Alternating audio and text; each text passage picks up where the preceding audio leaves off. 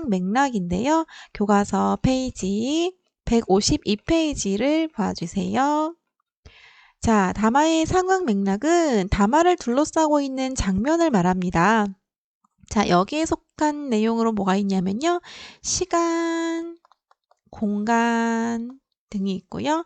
말하는 이의 발화 의도와 목적, 즉 말하는 이가 처한 처지나 상황 이런 것들을 말합니다. 즉 어떤 우리가 발화를 할 때 그 발화의 사전적인 의미만 가지고 해석하면 안 되고 그 발화를 둘러싸고 있는 시간, 공간, 그리고 말하는 이의 의도와 목적, 말하는 이의 처지와 상황, 즉 이 모든 상황 맥락을 고려해서 이 메시지, 발화를 이해해야 된다는 겁니다. 자, 그러면 첫 번째로 시간과 공간을 고려해서 말의 의미를 해석해보자. 이 장면을 한번 살펴볼게요. 자, 가에서 보시면 정진아 뭐하니? 라고 하고 있어요. 나에서도 보면 정진아 뭐하니? 라고 하고 있지요. 자, 그런데 똑같은 말이에요. 문자 그대로 똑같은 글인데 이 문자를 둘러싸고 있는 시간과 공간, 즉 말하는 이 듣는 이가 다릅니다. 자, 우리 가에서는요. 말하는 이가 누구예요? 네, 남자아이 학생이고요. 이 정진이와의 관계를 봤을 때 어떤 관계일까요? 친구 관계로 보이지요. 자, 정진아 뭐하니? 라고 말을 하고 있는데 이 공간은 어디 같아요? 네, 문구점이죠. 무엇을 고르고 있네, 문구점에서. 시간은요? 등교하는 시간이나 하교하는 시간이 되겠죠. 등교 혹은 학교의 시간이 되겠죠. 자, 그런데 이 나에서 보면은 말하는 이는 누구예요? 선생님이시죠? 선생님이 이제 이야기를 하시는데 상황은, 시간은? 그렇죠. 수업 시간이지요. 공간은 교실이 되겠습니다. 자, 그러면 우리가 이런 시간 공간으로 따져봤을 때 정진아 뭐하니? 라고 하는 메시지가 가지는 의미가 다르다는 거예요. 자, 여기서 정진아 뭐하니는 정진아 뭐하고 있니? 라고 하는 정진이가 하고 있는 일에 대해서 진짜 질문을 하는 거야. 정진이의 하는 일에 대한 질문의 의도가 있는 거지요. 궁금함을 질문하고 있는 거고요. 아니면 혹은 뭐 정진아 뭐하니 하면서 반갑게 인사하는 그런 정도로 볼 수가 있겠지요. 자, 그런데 여기서 선생님이 표정과 상황을 봤을 때 정진아 뭐하니라고 하는 건 어떤 의미예요? 정진아 수업 안 듣고 뭐하니? 집중하자. 집중해야지 라고 하는 정진이에게 이제 이런 이야기를 하고 있는 거예요. 자, 우리는 이걸 보고 잘 파악을 할 수가 있겠죠. 시간과 공간을 보면 파악할 수가 있겠죠. 자, 그럼 우리 문제는 지금 선생님이 설명했던 거 간단히 정리해 보면요. 가에서의 이 시간, 언제는 시간을 말하는 거지요. 시간은 등교하는 등교길이나 하교길이 해당이 되겠고요. 자, 어디에서라는 공간은 문구점이 되겠죠. 자, 그 다음에 이제 여기는 나에서는요. 언제 하는 거냐면 수업 시간이 되겠고요. 그 다음에 어디에서는 교실이 되겠죠. 자, 그렇게 봤을 때 정진아 뭐하니라는 그에 맞는 뜻은 담긴 뜻은요. 가에서는 정진이에게 뭐 하는지 진짜 궁금해서 질문을 하는 의도도 있고요. 그 다음에 정진이에게 반가워서 인사를 하는 그런 의도도 있겠죠. 자, 나에서는요. 정진이가 수업에 집중하자라고 하는 뭔가 이제 정진이를 이렇게 수업으로 이렇게 유도하기 위해 선생님이 한마디 이야기를 하고 있는 거죠. 수업에 집중하자라는 그런 의도가 있겠지요. 자, 그러면 우리가 이런 상황에서 봤을 때 결론을 내리면 우리가 담화 그 자체, 사전적인 의미만 해석해서는 안 되고 시간, 공간에 따라 발화의 의도를 파악해야 한다라고 볼 수가 있겠습니다. 시간, 공간에 따라서 발화의 의도, 말하는 이의 의도를 잘 파악을 해야 된다는 거죠. 네. 자, 그래서 요 내용이 여러분 혹시나 요 장면이 만약에 시험에 나오면 이 장면이 의미하는 것이 무엇이다. 시간과 공간을 고려해서 말의 의미를 해석해야 된다라고 하는 이 그림과 관련된다는 것을 기억을 해야 합니다. 자, 넘어가겠습니다. 두 번째. 자, 우리 상황 맥락이 두 번째는요. 말하는 이의 의도와 목적이에요. 무슨 의도로 어떤 목적으로 이야기하는지를 파악을 해야 된다는 겁니다. 자, 역시 남학생과 여학생이 있는데요. 자, 우리 여학생이 이제 남학생에게 이야기를 합니다. 우리 이번 토요일 점심에 나랑 같이 봉사활동 하러 갈래? 라고 이야기를 했어요. 자, 그랬는데 이제 남학생이 뭐라고 하냐면 못 가. 이번 주 토요일에 집 청소를 도와드리기로 했어. 라고 이야기를 합니다. 자, 이 여학생이 나랑 같이 봉사활동 가자라고 하는 의도는 같이 가고 싶다는 제안이고요. 함께 가기를 바라는 마음이죠. 함께 하고 싶은 그런 마음이에요. 자, 근데 남학생의 이 대답은요, 지금 거절을 하고 있는 거지요. 자, 그랬더니 여학생이 이제 속상하겠죠? 그래서 뭐라고 하냐면 이번 주에 또, 지난주에도 청소를 했나 봐요. 너는 네 집만 생각하니 참 효자다 효자 하면서 이제 약간의 비꼬는 그런 말을 하고 있지요. 효자다라고 하는 게 진짜 효자가 아니라 좀 반어적인 그런 표현이잖아요. 그죠? 반어적인 표현을 하면서 비꼬고 있습니다. 근데 그 말의 안에 있는 거는요. 내가 제안을 했는데 거절했다는 거에 대한 서운함? 그죠? 서운함이 있는 겁니다. 자, 그런데 남학생의 대답을 보면 고마워. 아니, 효자가 진짜 효자가 아닌데 고맙다라고 합니다. 즉, 이 남학생은 여학생의 말을 이해를 못하고 있는 거예요. 하지만 효자라고 불리기에는 아직 많이 부족해. 자, 남학생은요, 여학생의 마음을 전혀 이해를 하지 못하고 있어요. 여학생이 효자다라고 말한 그 발화의 의도를 파악을 하지 못하고 있는 겁니다. 그냥 효자라고 하는 것에 표면적인 의미는 겉으로 드러난 사전적인 의미 같은 말이에요. 표면적 의미, 사전적 의미, 사전에 나오는 그대로 의미, 효를 잘 행하는 그런 아들, 그런 의미로만 파악을 하고 있는 겁니다. 우리가 담화를 배우는 목적은요. 사전적인 의미만 가지고는 절대 우리가 제대로 된 담화를 할 수 없다는 거예요. 그 대화 속에 들어있는 상황 맥락을 파악해야 된다는 거죠. 그래서 여학생의 발화 의도는 너 정말 속상하다, 서운하다, 이 서운함을 말하고 싶은 그래서 비꼬고 있는 그런 표현인데 그 의미를 전혀 이해하지 못하고 있다는 거죠. 자, 근데 여학생에게도 문제가 있어요. 왜냐하면 남학생이 거절을 했을 때에는 뭔가 이유가 있을 거란 말이에요. 그러면 남학생의 그런 어떤 상황이나 처지를 배려해서 너 혹시 집에 무슨 일 있는 거야? 뭐 이렇게 얘기해도 되는데 여학생이 가지고 있는 문제는 그 남학생의 어떤 처지나 상황을 고려하지 않고 말을 하고 있다는 데도 문제점이 있습니다. 자, 정리하면요. 두 학생의 대화에 나타난 문제점은요. 여학생의 경우에는 지금 여기 얘기했듯이 남학생의 처지나 상황을 고려하지 않았다라는 그런 문제가 있고요. 남학생의 문제는요. 여학생의 발화 의도를 파악하지 못한다는 데 있습니다. 즉 여학생이 한 말 그것을 단순한 표면적인 의미로만 이해하고 있다는 데도 문제가 있는 거죠. 자, 그러면 1회 활동을 바탕으로 3, 4의 발화 내용을 바꿔봅시다. 자, 3의 발화는요, 여학생이 남학생한테 하는 말이거든요. 그러면 남학생의 상황과 처지를 고려한다면, 뭐, 예를 들면, 그래? 2주째 그렇게 집안일을 하는데 혹시 집에 무슨 일이 있니? 이렇게 질문을 할 수가 있겠죠. 그러니까 좀 걱정하는 뉘앙스로 이야기를 해줄 수 있겠고요. 자, 남학생이 만약에 여학생에게 참 효자다 효자라고 했을 때의 그 좀 상황 맥락을 고려한 말이라면 네가 서운하구나. 같이 못 가서 미안해. 같이 못 가서 미안해. 실은 집에 어떤 상황이 있어. 뭐 이렇게 얘기하고 다음에 같이 가자.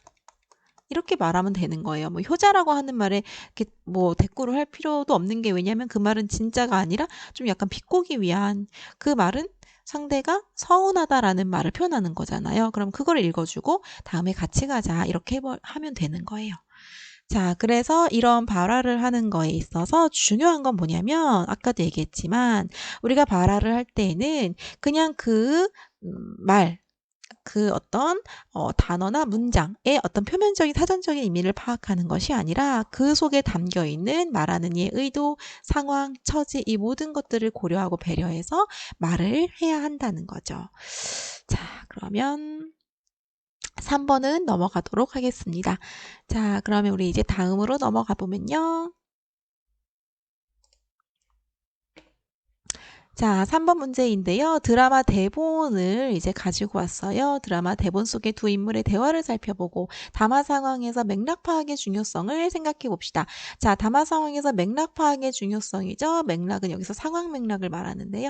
자, 이 상황 맥락에 어떤 것들이 있다고 했냐면 아까 전에 말했듯이 시간과 공간, 그리고 두 번째로 발화 의도와 목적, 의도와 목적을 사실 같다라고 보는 거고요. 세 번째로 상대의 상황과 처지, 상대가 어떤 상황과 처지에 있는지 이런 것들을 다 고려를 해야 된다는 거지요. 자, 그러면 내용을 한번 살펴봅시다. 저승사자, 전생의 기억이 지워진 채 이승에서 저승사자의 임무를 수행하고 있다. 자, 저승사자가 이제 인물 중에 하나예요. 이거 대본 여러분 뭔지 아시죠? 네, 도깨비라는 드라마. 아주 유명했던 드라마지요. 자, 이 저승사자가 나오고 이제 육교 위에서 한 여인을 만나요. 여인. 그 여인을 보자마자 왠지 모르게 눈물이 났다. 여인은 이상하게 생각하지만 여인 역시 끌리는 마음에 남자가 저승사자라는 것도 모른 채 전화번호를 건넨다. 그런 둘이 육교에서 또다시 만나게 된다. 자, 저승사자와 여인이 전생에 어떤 부부였나? 그랬던 것 같아요. 그런데 또 이제 만난 겁니다.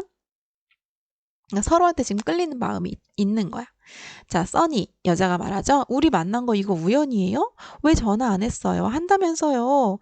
자, 지난번에 전화를 줬는데 전화를 안 한 거예요. 그러면 이렇게 질문을 하긴 하지만 사실 표면적으로는 전화 왜 안 했어요? 뭐 이런 말이지만 이 속에 담긴 의도는 전화를 하지 않아서 뭐 서운했다? 서운했어요. 아니면 전화를 기다렸어요. 이런 말이 담겨 있는 거죠. 자, 저승사자가 그런데 어떻게 대응을 하냐면 다급하게 몸을 들리면서 하겠습니다. 지금 가서. 자, 이거는 상황이 전혀 파악이 안 된 거죠. 지금 이미 만났잖아요. 전화는 여태까지 만나지 않았을 때 나를 생각해서 한번 이제 연락을 해주기를 바랬던 건데 지금 가서 전화한다는 건 의미가 없잖아. 근데 저승사자는 써니의 말을 어떻게 해석하고 있는 거예요? 네, 표면적으로만 해석을 하는 거죠. 표면적으로만 해석을 하고 있는 겁니다. 전화하세요 라고 해석을 하는 거죠. 즉 저승사자는 써니의 발화의 의도를 파악하지 못하고 있습니다. 서운했어요. 당신을 기다렸어요. 이런 뉘앙스를 읽지 못하고 있는 거야. 발화의 의도를 파악하지 못하는 겁니다. 자, 써니가 다시 말하죠. 아니 어디 가세요? 어디 공중전화라도 찾으러 가요? 자, 저승사자가 말하죠. 집에 전화가 있어서 금방 전화할게요. 자, 써니가 웃겨. 우리가 이렇게 마주쳤는데? 라고 하니까 저승사자가 반가웠어요. 하고 인사하고 이제 가려는 겁니다. 자, 써니가 이제 너무 이해가 안 되는 거예요. 미치겠다. 금방 전화 말고 금방 커피 어때요? 하면서 다시 제안을 하죠.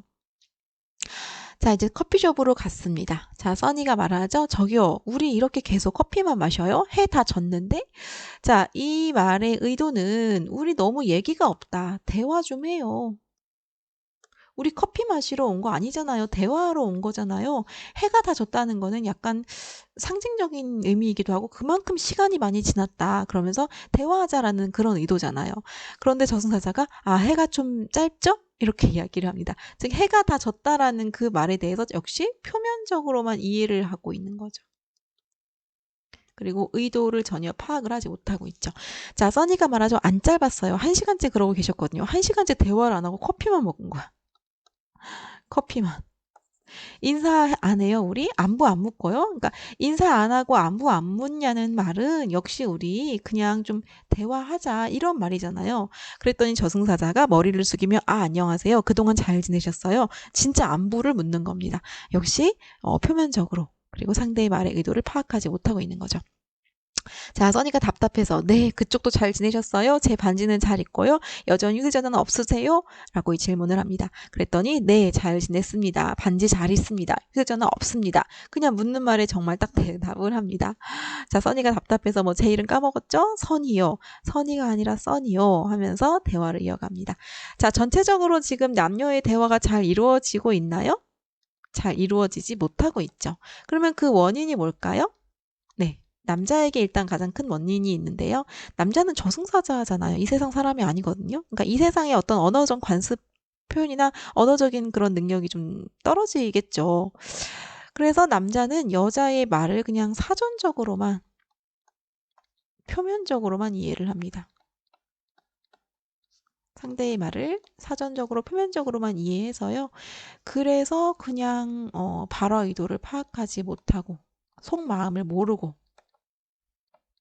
이 표면적인 대답, 사전적인 거에 대한 대답을 하는 거죠. 자, 근데 여자에게도 좀 문제가 있는데 남자가 자기 말을 계속 이해를 못 하잖아요. 그 말에 그런 이 원인이 뭐냐면 여자는 계속 우회적으로 말하기를 하고 있어요.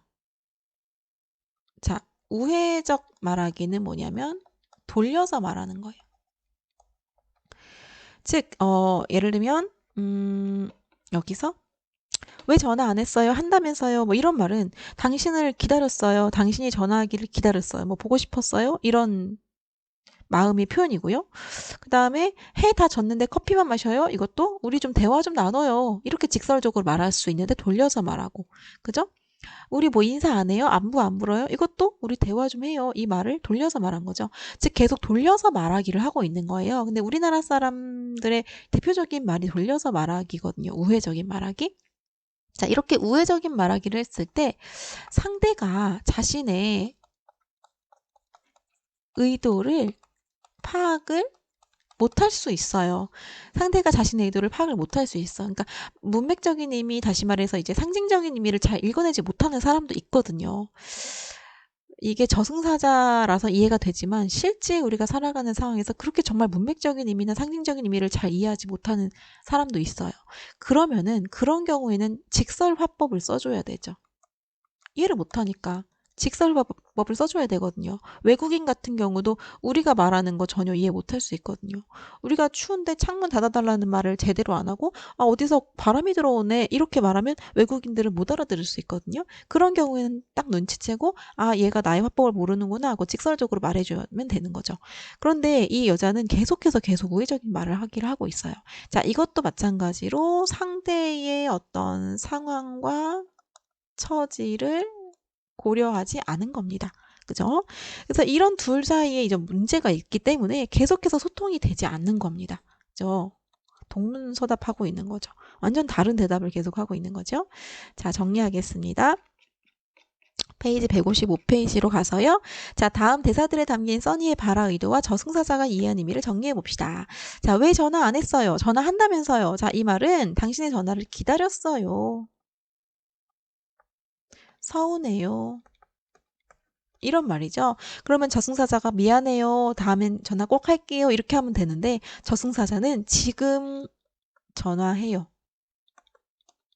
약속했으니까 지금 전화해요. 지금이라도 전화해요. 이렇게 해석을 한 겁니다. 표면적으로. 자, 인사 안 해요. 우리 안부는 안 묻고요. 자, 이 말은 우리 좀 대화 좀 해요. 이 말이고요. 저승사자가 말한 건 진짜 인사하고 진짜 안부만 딱 하자. 이렇게 표면적으로만 해석을 한 겁니다. 자, 두 인물의 대화가 원활하게 이루어지지 않은 까닭은요. 아까 얘기했듯이 남자, 즉 저승사자는 여자의 발화 의도를 전혀 이해하지 못하고 있다라는 데 있고요. 그냥 여자가 말하는 말의 표면적인 의미만 이해를 하고 있다는 거죠. 자, 여자는요. 여자의 문제는 아까 얘기했듯이 상대가 우회적인 말하기를 잘 이해를 못 하잖아요. 계속해서 우회적인 말하기를 사용하고 있는데 그거는 상대의 처지나 상황을 배려하지 않은 거다라고 볼 수가 있겠죠. 자, 그래서 이런 것 때문에 두 대화가 이루어지지 않은 겁니다. 이거를 좀 다른 말로 하면 상대의 바람, 의도를 파악하거나 처지나 상황을 파악하지 않는 것은 즉 두 대화 상대가 모두 상황 맥락을 잘 파악하지 못하고 있다라는 데 문제가 있습니다. 자, 상대방과 효과적으로 의사소통하기 위해서 어떤 점을 고려해야 될까요? 그렇죠. 상황 맥락을 적극적으로 파악을 해야 한다라고 볼 수가 있겠습니다. 자, 오늘은 여기까지가 아니고 여기 밑에 박스 마지막으로 정리하겠습니다. 자, 담화의 상황 맥락은요. 담화는 말하느니, 듣느니, 시간, 장소, 의도와 목적 등에 따라 다르게 해석할 수 있습니다. 이러한 요소를 상황 맥락이라고 합니다. 말이나 글의 의미를 이해할 때는 이러한 상황 맥락을 고려해야 원활하게 의사소통할 수 있습니다. 자, 이런 것들이 바로 상황 맥락에 속한다. 그리고 각각의 예들이 있었죠? 장면들 기억하면 되겠습니다.